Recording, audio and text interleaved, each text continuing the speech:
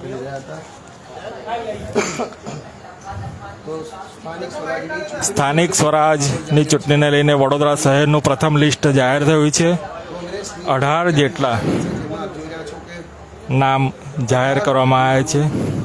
સત્તાવાર જાહેરાત થઈ છે. કોંગ્રેસની જે પ્રથમ યાદી જાહેર થઈ છે એ પ્રથમ યાદીમાં વડોદરાના 18 ઉમેદવારોના નામોની જાહેરાત થઈ છે. કાર્યકરોમાં પણ ભારે ઉત્સાહ છે નામોની જાહેરાતને લઈને. તો કોંગ્રેસમાં નવા પ્રાણ જોડાયા છે. આશીષ જોશી, પાર્થિવ પટેલ, નીલમબેન અને ગીતાબેન સહિતના જે જાણીતા ચહેરાઓ જ્યારે કોંગ્રેસમાં જોડાયા છે. આપણે એક બાદ એક તમામ લોકો સાથે વાત કરીશું અને તેઓની પ્રતિક્રિયા પણ લઈશું.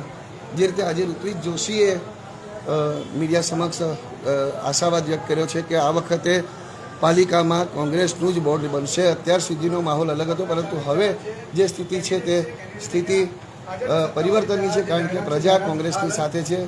અને આપણે સૌ પ્રથમ વાત કરીશું આશીષ જોશી સાથે અને તેઓની પ્રતિક્રિયા લઈશું. આશીષભાઈ, શું કહેશો? જે પ્રથમ યાદી જાહેર થઈ છે જેમાં આપના પણ નામની જાહેરાત છે. એક મિનિટ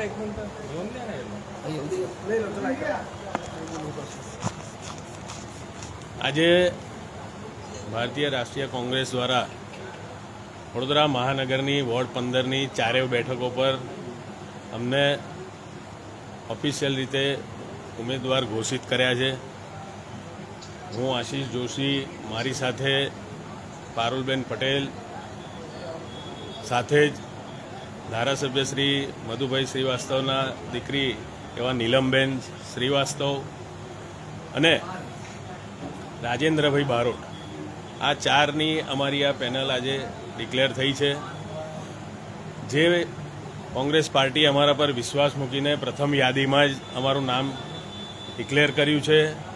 હું કોંગ્રેસ પાર્ટીની શહેરની અને પ્રદેશની શીર્ષસ્થ નેતાગીરીને જે અમારા પર વિશ્વાસ મૂક્યો છે એ બદલ એમનો આભાર માનીએ છીએ. અને જે વિશ્વાસ મૂક્યો છે એ બદલ પરિણામ પણ અમે લાવીશું. 5 વર્ષની અંદર અમે જે વિસ્તારની સમસ્યાઓ ઉજાગર કરી છે, નાગરિકોની પીડાઓ ઉપર અમે ધ્યાન આપ્યું છે અને જે ભ્રષ્ટાચાર આ શહેરમાં ચારેય બાજુ થયો છે એને અમે ઉજાગર કર્યો છે અને એના પર કંટ્રોલ કરવા માટે અમે ચારેય કટિબદ્ધ છે. સાથે જ નાગરિકોને પોતાના વેરાનું વળતર મળે, નાગરિકોને ચોખ્ખું પાણી મળે, આ શહેરમાં રોજ ભૂવા પડતા બંધ થાય, આ શહેરના નાગરિકોને ટ્રાફિકની સમસ્યાથી નિરાકરણ, આ તમામ મુદ્દે આવનાર દિવસમાં અમે પ્રજા વચ્ચે જઈ અને પ્રજાનો વિશ્વાસ જીતી ફરીથી આ વોર્ડ વિસ્તારની અને શહેરની નગરની સેવા કરવા માટે આ વોર્ડ 15માંથી જઈશું. જી, કયા કયા મહત્વના મુદ્દા છે જે લઈને આ પ્રજા વચ્ચે જશો? મેં કીધું એમ કે આ સમગ્ર પૂર્વ વિસ્તારમાં પાછલા 2.5 વર્ષની ટર્મમાં મેયર પણ આવ્યા, ચેરમેન પણ આવ્યા, પણ સમગ્ર પૂર્વ વિસ્તાર પાણી માટે આજે પણ ટેન્કર રાજ ચાલી રહ્યું છે. ત્યારબાદ તમે જુઓ કે ભ્રષ્ટાચાર એટલો વધ્યો છે કે નાગરિકોના રૂપિયાથી બેફામ ખર્ચાઓ, કટકી, કોન્ટ્રાક્ટરોનો કટમની, કમિશન અને એમ કરતાં કરતાં આજે સામાન્ય માણસને 2 રૂમ રસોડાનું જો મકાન બનાવવું હોય તો એની જિંદગી નીકળી જાય છે. જ્યારે 5 વર્ષની અંદર પ્રાઇમ લોકેશન પર ભવ્યથી ભવ્ય વેલકમ હોટલને પાછળ પાડી દે એવું કમલમ કારેલીબાગ ખાતે બની ગયું. આ તમામ વસ્તુ દેખાડે છે કે કયા પ્રકારનો ભારતીય જનતા પાર્ટીએ ભ્રષ્ટાચાર કર્યો છે. આ શહેરની અંદર ખુલ્લા ઢાંકણાથી મનુષ્ય, જે ઘરની વ્યક્તિ, મોભીદાર વ્યક્તિ મરી જાય, આ શહેરમાં અતાપીની ફાઇલો ચોરાઈ જાય ને પોલીસ ફરિયાદ ના થાય, આ શહેરની અંદર ફાયરની અંદર મસ્ત મોટા સાધનોની ભ્રષ્ટાચાર થાય, 100 રૂપિયાનું ગેસ લાઇટર હોય કે સિસોટી હોય કે 3600ના ભાવે ખરીદે, એવા એ પણ મેયર ચૂપ રહે. એટલા માટે આ બધી જ બાબતે અમે જઈશું. જે પાછલા વર્ષમાં કરેલા એમના ભ્રષ્ટાચાર છે એના પર અમે આંદોલન કરીને અમે પોલીસ ફરિયાદ પણ નોંધાવડાવીશું. આવનારા વર્ષમાં જે એમને કરેલો ભ્રષ્ટાચાર છે, રૂપિયા પ્રજાના જે એમને નાણાંનો જે વેડફાટ કર્યો છે બેફામ, એ બધા પર કંટ્રોલ લગાવવા માટે હું ખરેખર વડોદરા શહેરની જનતાને આ વખતે અપીલ કરું છું કે આ પ્રમાણે તમે મેન્ડેટ આપજો ને આ પ્રમાણે તમે એવી રીતે આ વખતે બટન દબાવજો કે આ તમામ ભ્રષ્ટાચારીઓ પર કંટ્રોલ આવે. કોઈપણ પ્રકારનો ભ્રષ્ટાચાર કરતા પહેલા તમામ લોકોને વિશ્વાસમાં લે. કોઈ ફાઇલ ભ્રષ્ટાચાર જ્યારે થતો હોય છે ત્યારે એ લોકો જ કોઈ વિરોધ પક્ષની વ્યક્તિને નથી ફાઇલ બતાવતા કે આજે સ્ટેન્ડિંગમાં જે કામ આવ્યું છે. પહેલા એવું હતું કે વિરોધ પક્ષના નેતા જઈને ફાઇલ જોઈ શકતા હતા. આ 5 વર્ષની અંદર કોઈ પણ વિરોધ પક્ષના કાઉન્સિલર જાય કે અમે જઈએ તો ફાઇલ પણ ના જોવા દે. એ પ્રકારે આ શહેરમાં જે પદ્ધતિ ચાલી છે એના પર કંટ્રોલ આવે, એ પ્રકારેનો મેન્ડેટથી માંડીને એ પ્રકારેના બટન દબાવજો. વડોદરા શહેરની તમામ જનતાને અપીલ કરું છે કે 19 વોર્ડમાં તમે સમગ્ર કોંગ્રેસ પાર્ટીને એ રીતે બટન દબાવીને જીતાડજો કે આ ભ્રષ્ટાચારીઓનો ભ્રષ્ટાચાર અમે આવનાર દિવસમાં ઉજાગર કરી શકીએ. આશીષ જોશી પાસે ભાજપના ઘણા બધા એવા ચિઠ્ઠાઓ છે જે ખુલે તો ખળભળાટ મચી શકે છે. શું આ ચૂંટણીમાં એ બહાર ખુલશે?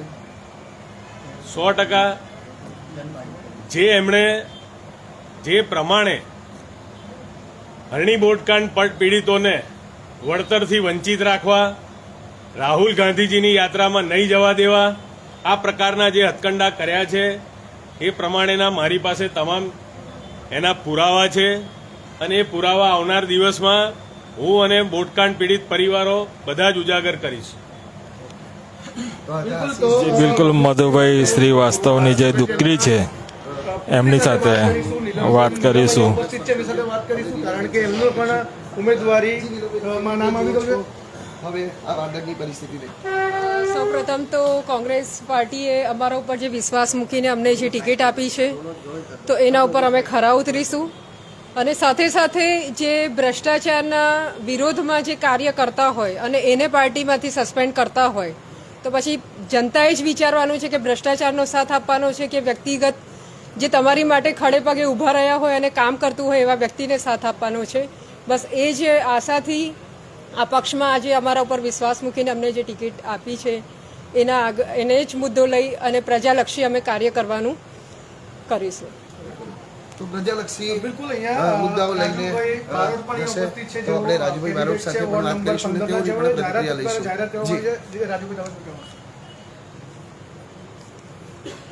ભારતીય આપણા કોંગ્રેસ પાર્ટીએ આપણને અમન 4 જણાને વિશ્વાસ મૂક્યો છે અમારી પર અને જે ટિકિટ આપી છે તો સૌ પ્રથમ એમનો અમે ખૂબ ખૂબ આભારી છે. મારો તો આ પહેલું ટર્મ છે અને મને પહેલી વાર ટિકિટ મળી છે, પણ અમે રાજકારણમાં ઘણા મિત્રો સાથે, આશીષભાઈ છે, દીપકભાઈ છે, આ બધા મિત્રો સાથે ફરતા આવ્યા છે, જોતા આવ્યા છે. આશીષભાઈએ ભારતીય જનતા પાર્ટીમાં જે સાચું બોલવાનો પ્રયત્ન કર્યો અને એમને સસ્પેન્ડ કરી દીધા, ઘરે બેસાડી દીધા. ભારતીય જનતા પાર્ટીની અંદર આવું સાચું બોલનારા વ્યક્તિઓને ઘર ભેગા કરી દેવામાં આવે છે અને જ્યારે ભારતીય જનતા પાર્ટીના એવું લાગે કે ભાઈ આની સામે આવું કંઈક કરવાનું છે તો એને પાસે બોલાવીને આ તોડા બી પહેરાવે છે. એ આ ભારતીય જનતા પાર્ટી છે. કોંગ્રેસ આજે 70 વર્ષથી જે કંઈ રાજ કરતા આવ્યા છે, પણ પબ્લિકની આંખમાં ધૂળ ઝોકીને ભારતીય જનતા પાર્ટીએ લોકોને ગેરમાર્ગે દોરીને અને કોંગ્રેસને થોડું ઘણું જે કંઈ નુકસાન કર્યું છે, આ 30 વર્ષમાં જે કંઈ નુકસાન કર્યું કોંગ્રેસે એના કરતાં વધારે જનતાએ નુકસાન કર્યું છે.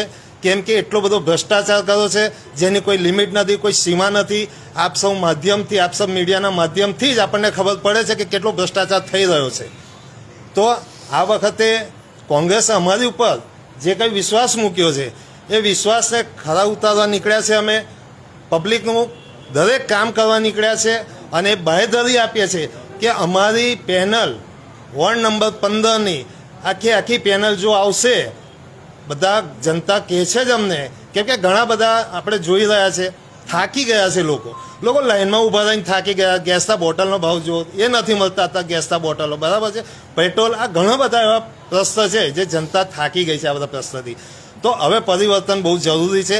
તો ખાસ કરીને અમારી પેનલને તો ખરું જ, પણ સાથે સાથે બરોડાની અંદર પણ કોંગ્રેસને વધુ બહુમતીથી જીતાડીએ અને સારા એવા કામ કરીએ, સાથે મળીને કામ કરીએ, કોઈ જાતનો કોઈ સમાજનો ભેદભાવ કર્યા વગર આપણે કામ કરીએ એવી અપેક્ષા છે જનતાને. અને અમે એવી બાંયધરી આપીએ છીએ કે ચોક્કસપણે અમે જનતાના ખભેથી ખભા મેળવીને પ્રગતિ પર લઈ જઈશું. જી બિલકુલ, જનતાની સાથે ખભા મેળવવાની વાત થઈ રહી છે. ચોથા કેન્ડિડેટ સાથે વાત કરી રહી છે. જીબેન, શું કહેશો જે પ્રકારે હવે તમારા નામની જાહેરાત થઈ છે કોંગ્રેસમાંથી? પહેલાં તો કોંગ્રેસ પાર્ટીને હું કહેવા માંગીશ કે અમારા ઉપર જે વિશ્વાસ મૂકી અને અમને વડોદરા મહાનગરપાલિકામાં જે સ્થાનિક સ્વરાજ્યની ચૂંટણીમાં અમારી પસંદગી કરી છે અને અમે એના પર અમે એમનો આભાર માનીએ છીએ કે એમના પર અમે ખરા ઉતરીશું.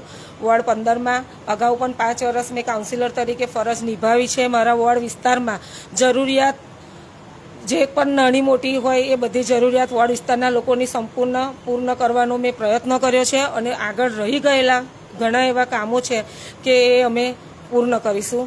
પહેલાં તો એક અમારા વોર્ડમાં જે ટેન્કર રાજ ચાલે છે એ અમારે પહેલું પૂરું કરવું છે કે આજે લોકો પાણી વગર જે લેડીઝો છે સવારમાં ઉઠીને જરૂરિયાત પહેલાં પાણીથી હોય છે એ પાણી જે વિસ્તારમાં નથી આવતું અને વિસ્તારમાં હંમેશા અમારે ટેન્કરો મોકલવા પડે છે.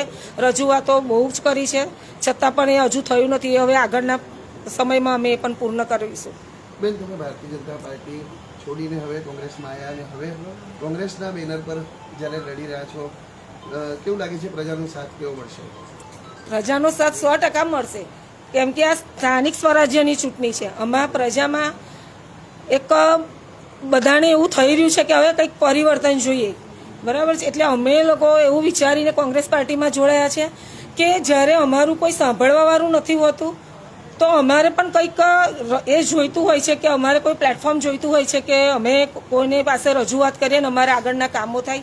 વિસ્તારમાં ઘણા એવા કામો રહી ગયા છે એ અમારે આગળ કરવા છે અને વિસ્તારના નાગરિકો દરેક અમારી સાથે છે અને અમને બધી જ રીતે બહુ જ આવકાર્યા છે. જી બિલકુલ, વોર્ડ નંબર 15ના